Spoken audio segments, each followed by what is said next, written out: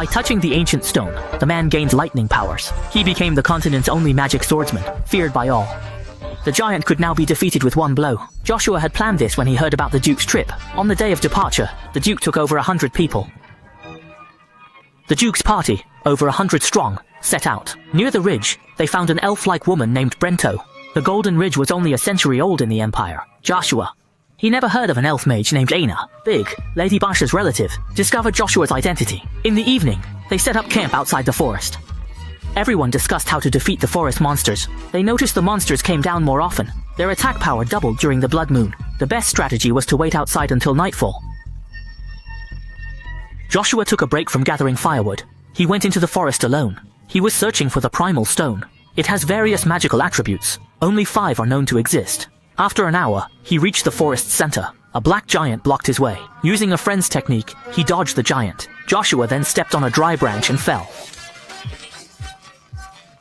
Joshua fell hard, drawing the attention of monsters. With no other choice, he used the second form of his enchanted spear technique, Gale. The creatures were sent flying. For someone his age, it was powerful. Joshua leaned on his staff and staggered. He had to return to camp before the monsters were defeated. Soon, he found a deep pit. There was Brento, one of the 5 ancient stones. Meanwhile, the red moon made all the monsters go berserk at camp.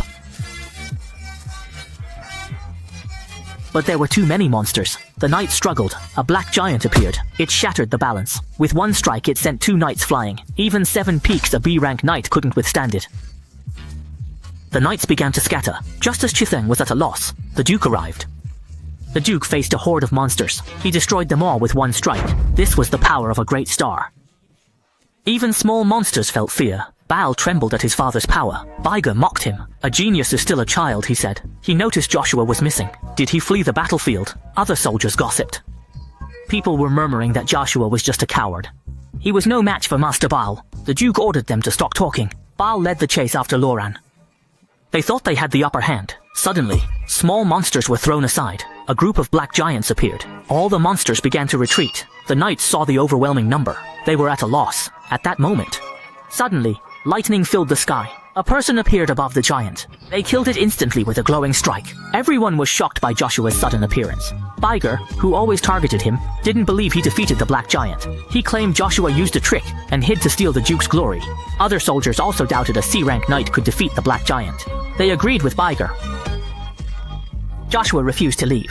Now, he wanted his father's attention. Joshua decided to prove himself. Even if he passed out, his father wouldn't let him die. Most would struggle against one black giant. Joshua made all the soldiers step aside. He declared he would take on 10. He harnessed Brento's ancient power. Joshua leaped into the monster horde. He used his lightning strike skill.